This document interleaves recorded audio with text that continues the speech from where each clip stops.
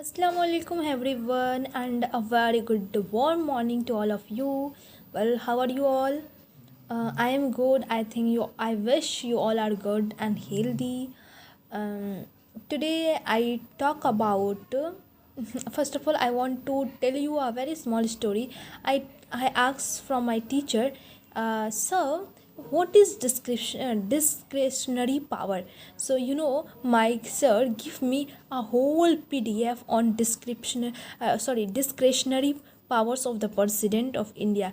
My teacher gave me a whole PDF. So I also want to uh, mm, I also want to tell you with all of you guys. So it is of the class 11th chapter. Okay. mm, I only talk a small topic. You told it as a subtopic, discretionary power of a president of India. 11th. This topic is from class 11th of political science. So let's start. The discretionary powers of President of India are those powers that the President can exercise independently without or not strictly bound by the advice of the Council of Ministers. यहाँ तक इस एक पूरे line को first of all we understood that discretionary powers of the president of India, ये वो powers होते हैं जो ये प्रेसिडेंट को जो है मिला हुआ होता है, जो वो इस पावर्स का एक्सरसाइज कर सकते हैं, एक्शन ले सकते हैं इस पावर्स पे without any limitation, without any judgment, without any क्या बोलते हैं एडवाइस के ये बस यही कहना चाह रहा है discretionary power of the president of India. ये वो पावर होता है जिसमें प्रेसिडेंट के पास कुछ पावर्स मिले होते हैं जिसका वो इंडिपेंडेंटली यूज़ कर सकते हैं, उसको किसी चीज़ में बाउंड नहीं किया जाता, उसको स्ट्रिक्टली उसको ऊपर नॉट स्ट्रिक्टली उसको बाउंड किया जाता है वो through the advice of the council of minister. Because president को हमेशा advice of the council of ministers और प्राइम मिनिस्टर से क्या लेना पड़ता है, एडवाइस लेना पड़ता है। और ये सब जो है हेड करते हैं prime minister of India president को। बस कुछ पावर्स ऐसे मिले हुए हैं प्रेसिडेंट को जो ये फ्रीली और इंडिपेंडेंटली ये अपने इसको एक्सरसाइज कर सकते हैं without any any any any any strict या एनी कोई विदाउट एनी रिस्ट्रिक्शन ये इसको यूज़ कर सकते हैं। So let's understand although under Article 74 of the Article of India, the President usually acts on the advice of the Council of Ministers headed by the prime minister of India.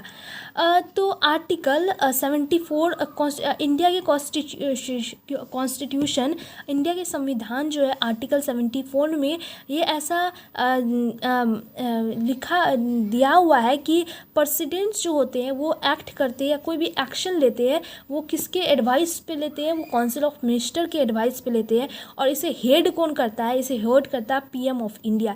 India के जो PM है वो council of ministers को head करते हैं और इसी के एडवाइस पे जो है प्रेसिडेंट क्या करते हैं, एक्ट करते हैं। So there are certain situation where the president can use personal judgement.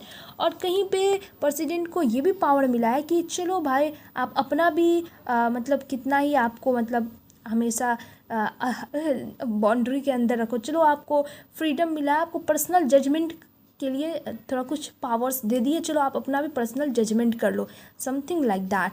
सो इसी को हम लोग क्या बोलते हैं, डिस्क्रिशनरी पावर।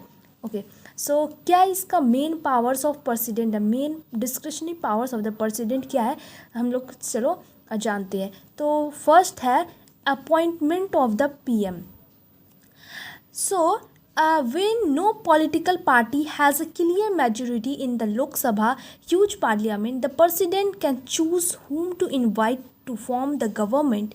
मतलब बता रहा है, जब आप समझ ही रहे हो, no political party has a clear majority in Lok Sabha.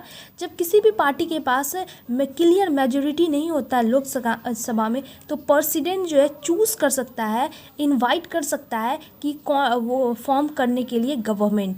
This discretion was important after elections like those of 1996 and 2004। और ये डिस्क्रिशनरी पावर जो है इम्पॉर्टेंट कब हुआ, ये कुछ 2 इलेक्शंस दिए हुए, इस सब इलेक्शंस के बाद ये पावर्स जो है अपॉइंटमेंट ऑफ द पीएम ये इम्पॉर्टेंट हो जाता है। और दूसरा अगर हम इसकी बात करें दूसरे इम्पॉर्टेंट डिस्क्रिशनरी पावर का, तो ये सेकंड है dismissal of the council of ministers. If the government loses majority in the dismiss the council of minister headed by the PM of India। ये इनको दूसरा पावर भी मिला हुआ है कि अगर गवर्नमेंट जो है lose majority in the Lok Sabha, अगर मेजोरिटी लोकसभा में लूज कर सकती है और रिफ्यूज़ टू रिज़ाइन, प्रेसिडेंट जो है dismiss the council of minister headed by the PM of India. India के जो पीएम जो हेड करते हैं काउंसिल ऑफ मिनिस्टर, इसको जो है प्रेसिडेंट क्या कर सकता है, डिसमिस कर सकता है। और इसका थर्ड पावर है, इसको दिया गया है कि dissolution of the Lok Sabha. The president can dissolve the Lok Sabha if the prime minister advises dissolution but no alternative government seems possible. President जो है ये खुद इस पावर का यूज़ करके वो ये फैसला ले सकता है। तो ये क्या कर सकता है, ये प्रेसिडेंट डिसॉल्व कर सकता है लोकसभा को अगर पीएम का एडवाइस जो है डिसॉल्यूशन अल्टरनेटिव गवर्नमेंट को सीम पॉसिबल नहीं लगे, तो ये वाला यूज़ करके प्रेसिडेंट ये पावर को यूज़ कर सकता है। ठीक है। और इसका फोर्थ पावर है returning a bill for reconsideration.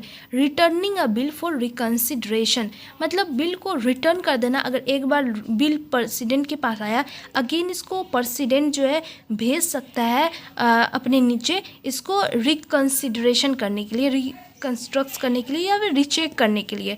Under article 101 of the constitution of India, the president can send a non bill back to the parliament for reconsideration.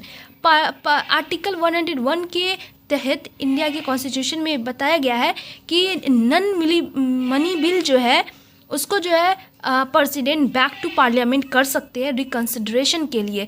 If parliament pass it again the president must be asset. अगर president के पास जो parliament से president के पास bill आया जो none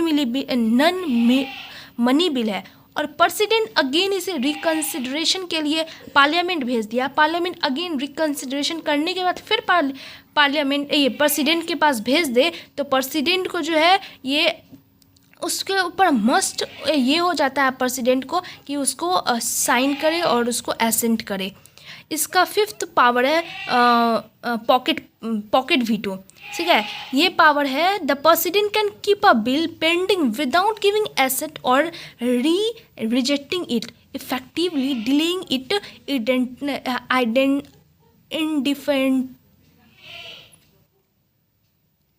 इंडिफिनेटली।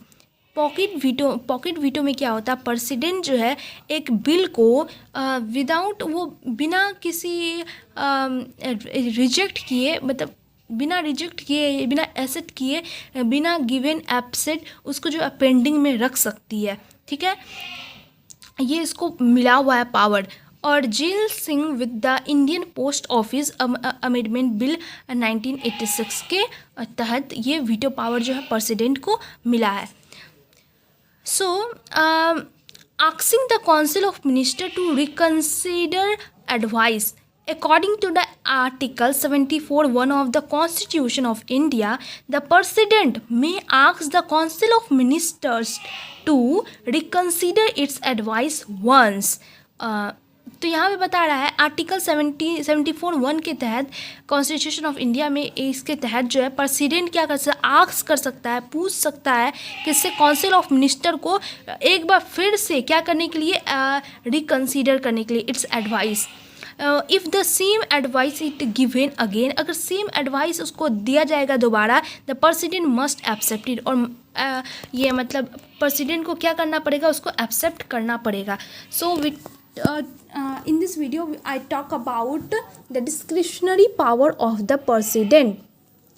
So I think you all understand what is discretionary power of the president. You will write from here to here. If the question is what is discretionary power of the president of India, you write answer from here to here.